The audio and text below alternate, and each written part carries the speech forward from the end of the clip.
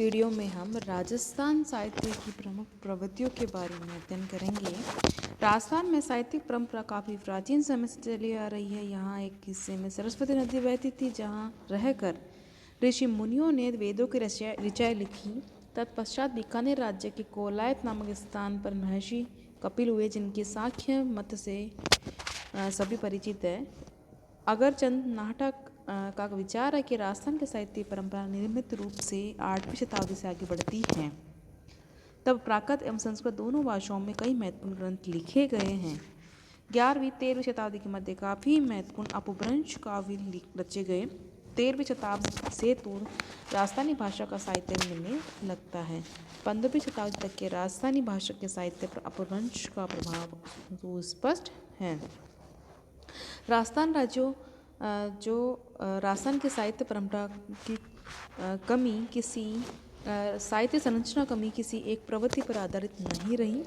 वीर गाथा, भक्ति, रीति साहित्य जैसे प्रवृत्तियाँ शुरू से ही रही। और यो भी देखा जाए तो यहाँ या तो राजाओं के आश्रम में साहित्य लिखा गया, किसी घटना विशेष से प्रभावित होकर साहित्य रचा गया। धर्म व मत के प्रचार प्रसार के लिए जैन एवं संत साहित्य लिखा गया। साहित्य संरचना के क्षेत्र में लोक साहित्य की भी यही स्थिति रही थी। यो 8वीं सदी से आज तक राजस्थानी साहित्य संरचना की परंपरा अक्षुण्ण बनी हुई है। किसी भी काल की तत्कालीन परिस्थितियाँ उस काल के साहित्य निर्माण के प्रति जिम्मेदार होती है। यदि परिस्थितियाँ अनुकूल होती हैं तो सृजन परंपरा गतिशील होकर समृद्ध होती है, और विपरीत स्थिति में साहित्य सृजन की परंपरा अवरुद्ध हो जाती है। राजस्थान राज्य की स्थिति कुछ इस भांति रही, किंतु साहित्य संरचना हर काल एवं हर परिस्थिति में हुई अवश्य। मुगलों के आधिपत्य में राजस्थान ने अपनी भाषा और साहित्य को और भी अधिक विकसित किया। यही कारण है कि मुगल काल के 2-3 शताब्दियों तक राजस्थान में साहित्य का एवं विशेषकर राजस्थानी भाषा में जितना विपुल साहित्य सृजन हुआ, उतना कहीं और कभी नहीं हुआ। विषय वस्तु की दृष्टि से जब हम राजस्थान के साहित्य का अवलोकन करते हैं तो हमें पता चलता है कि यहाँ पर विविध विषयों पर साहित्य लिखा गया। न केवल इस श्लोक से संबंधित अपितु पारलौकिक एवं आध्यात्मिक विषयों को भी काव्य का आधार बनाया जाता था। संतों, जैनियों आदि कवियों द्वारा धार्मिक एवं भक्ति मूलक काव्य विपुल मात्रा में लिखा गया। इसके साथ साथ उपदेशक मूलक और नीति विषयक रचनाओं का प्राचुर्य भी देखने को मिलता है। इसके अलावा ज्योतिष, विज्ञान, योग, गणित, आयुर्वेद, व्याकरण, मनोरंजन, काव्य शास्त्र, लोक जीवन आदि विषयों को आधार बनाकर भी विपुल मात्रा में साहित्य रचना हुई। राजस्थान के साहित्य को हम इस प्रकार समझ सकते हैं। भाषा की दृष्टि से विविध। राजस्थान का साहित्य किसी एक भाषा विषय में लिखा जाकर काल व परिस्थितियों के अनुरूप विविध भाषाओं में रचा गया था। अतः हमें संस्कृत, प्राकृत, अपभ्रंश, हिंदी साहित्य यानी डिंगल, पिंगल आदि कई भाषाओं में साहित्य का राजस्थान का साहित्य मिलता है, जो शिलालेख, प्रशस्ति, विगत, पट्टा, परवना, हकीकत, पीडियावली, इकरारनामा, तहकीकात, याददाश्त, वसीयतनामा, जनपत्रियाँ, वचनिकाबाद, टीका, टब्बा, ख्यात, वंशावली, रासो, वेली, प्रवाड़ा, फागु, चरचरी, छंद, विलास, प्रकाश, धमाल आदि हस्तलिखित ग्रंथों के रूप में राजस्थान तथा उसके पड़ोसी राज्यों गुजरात, मध्य प्रदेश आदि के ग्रंथ भंडारों, मंदिरों, मठों, उपाश्रयों, राजकीय व निजी संग्रहों में पुस्तकालयों में सुरक्षित हैं। साहित्य रूप। राजस्थान में मौखिक एवं लिखित दोनों प्रकार का साहित्य मिलता है। मौखिक साहित्य भी उतना ही पर्याप्त मात्रा में मिलता है जितना कि लिखित साहित्य मिलता है। संस्कृत प्राकृत साहित्य। संस्कृत और प्राकृत सर्वाधिक प्राचीन भाषा है। इसमें साहित्य संरचना समान रूप से देखने को मिलती है। तो प्राकृत भाषा में जैनों एवं बौद्धों ने रचनाएं पर्याप्त है, किंतु राजस्थान में जैन धर्म का विशेष प्रचार होने से इस भाषा का साहित्य प्रचुर मात्रा में देखा जा सकता है। प्राचीन जैन ग्रंथों में रचनाकार एवं रचना स्थल का नामोल्लेख एकाक नहीं मिलता है। प्राकृत भाषा में लिखित प्राचीन ग्रंथ के नाम पर हमें स्थान उल्लेख से युक्त ग्रंथ में आचार्य हरिभद्र सूरि का कृत दुर्ताख्यान मिलता है, जो 8वीं शताब्दी में चित्तौड़ में लिखा गया था।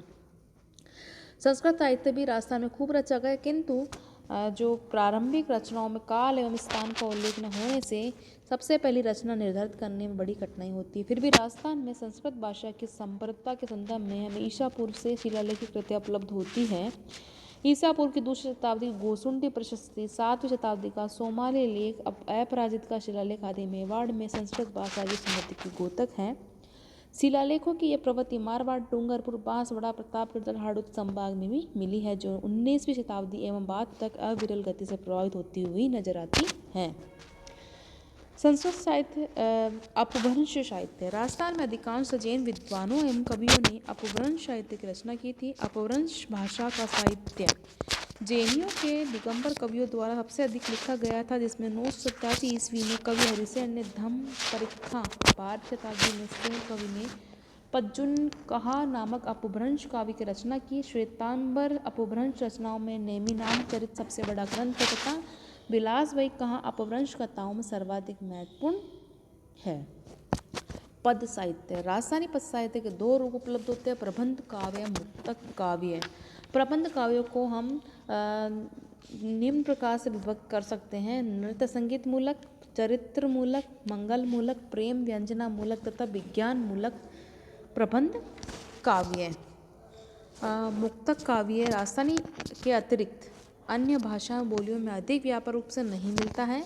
मुक्तक काव्यों को विषय की विविधता की दृष्टि से डॉक्टर देव कोठार ने 12 भागों में बांटा है। संख्या मूलक मुक्तक काव्य में कुल पदों की संख्या की ओर संकेत करते हुए रचना का नामकरण किए जाते हैं, जैसे पंचक, अष्टक, बीसी आदि छंद विशेष में लिखे गए हैं। मुक्तक काव्य को छंद मूलक मुक्तक काव्य कहा जाता है। ऐसे काव्य छंद के नाम से ही पुकारे जाते हैं, जैसे नींसणी, गजल, झुलना, छप्पे आदि। गद्य साहित्य। 14वीं शताब्दी से ही गद्य साहित्य के लिखित प्रमाण मिलते हैं। हालांकि प्रारंभिक गद्य साहित्य जैन लेखकों का ही, किंतु काल एवं परिस्थिति के साथ चारणों व अन्य लेखकों ने भी गद्य साहित्य का सृजन किया था। राजस्थानीय गद्य साहित्य को मौलिक व अमौलिक गद्य में विभक्त कर सकते हैं। मौलिक ग्रंथ के अंतर्गत धार्मिक, पौराणिक गद्य, ऐतिहासिक गद्य, कलात्मक गद्य, विज्ञान मूलक गद्य व अन्य रूपों में दर्शन होते हैं। राजस्थानी साहित्य में प्राचीनतम रूप धार्मिक पौराणिक गद्य का ही मिलता है। पौराणिक गद्य साहित्य संस्कृत के पौराणिक ग्रंथों के आधार पर लिखा गया है। ऐतिहासिक गद्य भी जैन एवं चारणी भाषा में लिखा गया, किंतु चारणी शैली के विद्वानों ने ऐतिहासिक विषयों को व्यापक रूप से प्रस्तुत करने का प्रयास किया है। मौलिक गद्य का तीसरा रूप जो कलात्मक गद्य है, अन्य भाषाओं में प्राय नहीं पाया गया है। राजस्थानी साहित्य में तुकांत व अतुकांत गद्य मिलता है। ऐसे गद्य में गद्य व पद को एक साथ देखा जा सकता है, जैसे वचनिका, बात, दवावेत आदि। चारणी व जैन साहित्य में वचनिकाएं मिलती, किंतु चारणी साहित्य की रचनाएं काफी प्रसिद्ध है तथा अचलदास, खिचड़ी, वचनिका आदि। विज्ञान मूलक गद्य के अंतर्गत ज्योतिष, आयुर्वेद, गणित, योग आदि विषयों को रखा जाता था। इस प्रकार का गद्य अनुवाद तथा टीका रूप में ही उपलब्ध हुआ है। राजस्थानी साहित्य में व्याकरण से संबंधित ग्रंथ भी काफ़ी मिले हैं, जिन्हें औत्तिक ग्रंथ कहा जाता है। 1279 ईस्वी में रचित बाल शिक्षा औत्तिक ग्रंथ रूप की सुप्रसिद्ध रचना है। पदात्मक गद्य की भी कोई कमी नहीं है। इस दृष्टि से राजस्थानी साहित्य में 3 प्रकार का पदात्मक ग्रंथ उपलब्ध होता है: जैनाचार्य से संबंध रखने वाले पत्र व्यवहार, राजकीय पत्र व्यवहार, व्यक्तिगत पत्र व्यवहार। इधर 19वीं शताब्दी में आते आते राजस्थानी साहित्य के अंतर्गत संस्मरणात्मक गद्य भी उपलब्ध होता है। पिंगल साहित्य। राजस्थान में राजस्थानीय एवं डिंगल की अपेक्षा पिंगल अर्थात ब्रज एवं हिंदी भाषा साहित्य अधिक रचा गया था। राजस्थान का पिंगल साहित्य विषय वैविध्य की दृष्टि से चरित्र काव्य, पौराणिक काव्य और महाभारत काव्य, भक्ति काव्य, रीति काव्य, नीति काव्य, फुटकर काव्य के रूप में विभक्त किया जा सकता है। चरित्र काव्य के अंतर्गत रासो प्रमुख है। रासो लिखने की परिपाटी हमें जैन विद्वानों के द्वारा अपभ्रंश गुजराती से प्राप्त हुई है, किंतु जैन विद्वानों द्वारा रचे गए रासो ग्रंथों व राजस्थानी कवियों के पिंगल वंश के रासो ग्रंथों में डॉक्टर मोतीलाल मेनारी के अनुसार आकार, प्रकार, विषय वस्तु, वर्णन शैली आदि की दृष्टि से बड़ी भिन्नता है। राजस्थानी कवियों के रासो ग्रंथ अधिक बड़े हैं, जिनमें पृथ्वीराज रासो का महाकाव्य कहा जा सकता है। ये ग्रंथ विभिन्न स्थान व समय में रचे जाने के कारण भी शैली की दृष्टि से समान प्रतीत होते हैं। जैसे शुरू में मंगलचरण प्रमुख देवी देवताओं व गुरु की स्तुति के बाद राजवंशावली लिखते थे, जिसमें ब्रह्मा से लेकर ग्रंथ के नायक तक के राजाओं के नाम लिखे होते थे। पिंगल इसके अलावा ऐतिहासिक चरित्र काव्य भी लिखे गए, जैसे राजविलास, राणा रासो, जगविलास, वंश भास्कर आदि महत्वपूर्ण रचनाएं हैं। पिंगल साहित्य की विषय सामग्री पौराणिक काव्यों से भी ली गई है। इस संदर्भ में अवतार चरित्र, वाराणसी विलास आदि महत्वपूर्ण रचनाएं हैं। नरहरिदास प्रथम चारण कवि थे जिन्होंने अवतार चरित्र लिखकर ब्रजभाषा में साहित्य संरचना की शुरुआत की। पिंगल में भक्ति काव्य भी प्रचुर मात्रा में लिखा गया, जिसे 3 रूपों में विभक्त किया जा सकता है: राम भक्ति काव्य, कृष्ण भक्ति काव्य और निर्गुण भक्ति काव्य। नरहरिदास अवतार चरित्र, प्रताप कुबरी विरचित राम गुण सागर ग्रंथ विशेष उल्लेखनीय है। राजस्थान में कृष्ण भक्ति काव्य का शुभारंभ पुष्टि मार्ग के प्रवर्तक महाप्रभु वल्लभाचार्य के कारण हुआ।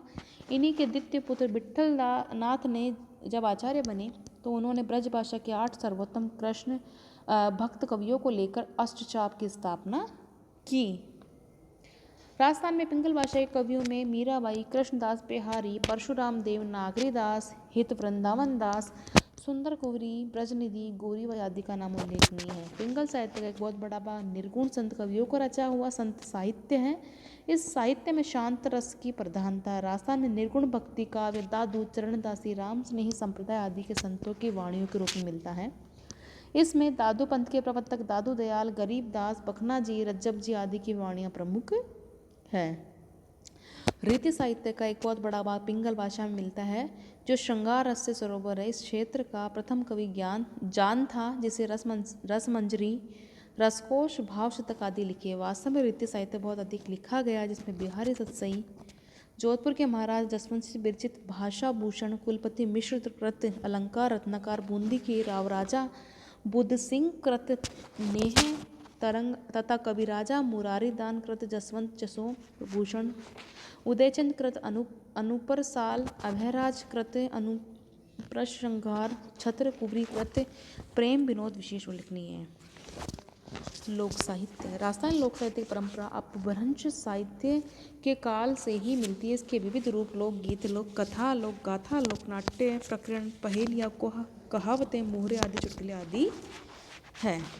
राजस्थान का लोक नाट्य स्वांग, लीला व ख्याल के रूप में मिलता है, जैसे रासलीला, भवाई, गवरी, नारों का स्वांग, मेवाड़ी ख्याल आदि। चारण साहित्य अधिकांश वीर रस प्रधान तथा ऐतिहासिक है। इस वर्ग में चारणों के अतिरिक्त रवा, ढाडी, डोली, मोतीसर, सेवक, ब्राह्मण, राजपूत आदि जातियों द्वारा लिखा गया साहित्य भी सम्मिलित किया जाता है। चारण साहित्य गद्य एवं पद्य दोनों रूपों में मिलता है। चारण काव्य को 2 भागों में विभक्त किया जा सकता है: प्रबंध काव्य, मुक्तक काव्य। ऐतिहासिक प्रबंध काव्य है, जिसमें कवि ने समकालीन शासक या आश्रय दाता के जीवन से संबंधित घटनाओं का वर्णन किया है। ये वीर रस प्रधान काव्य होते भी श्रृंगार, रौद्र, बीभत्स, भयानक आदि अन्य रसों से युक्त है। ऐसे ग्रंथ अनूप संस्कृत लाइब्रेरी, बीकानेर साहित्य संस्थान, राजस्थान विद्यापीठ एवं प्राच्य विद्या प्रतिष्ठान उदयपुर में हस्तलिखित रूप में सुरक्षित मिलते हैं। जैन साहित्य भी हमें मिलते हैं। इसमें जैन साधु तथा श्रावकों द्वारा लिखा गया साहित्य आता है। यह पद व गद्य दोनों ही रूप में मिलता है। संत साहित्य भी हमें इस काल के अंतर्गत आता है। जैनियों के बाद के संतों द्वारा लिखा गया साहित्य संत साहित्य की श्रेणी में आता है। मध्यकालीन राजस्थान में बिश्नोई, जसनाती, निरंजनी, दादू, राम स्नेह आदि कई संप्रदाय प्रचलित थे। इन संप्रदायों के संतों एवं अनुयायियों ने शब्द व वाणियों के रूप में कई पदों की रचनाएं की हैं। बिश्नोई संप्रदाय शिष्य परंपरा में कई संतों की रचनाएं मिलती हैं, जिसमें केशोदास गोदारी, सुरजनदास, पुनिया आदि ने प्रमुख योगदान दिया है। मीराबाई संत कवियों की श्रृंखला में स्वतंत्र शैली की कवयित्री हुई है। इसी तरह स्वतंत्र शैली के लोग कवि भी हुए हैं, जिसमें मेवाड़ के संत दीन दरवेश, मारवाड़ में चंद्र सखी तथा संत कवि काजी महमद का नाम विशेष उल्लेखनीय है। इस प्रकार से राजस्थान में साहित्यिक प्रगति की दृष्टि से विविध विषयों में संबंधित विविध विधाएं चल रही थी, जो समयानुरूप विकसित होती जा रही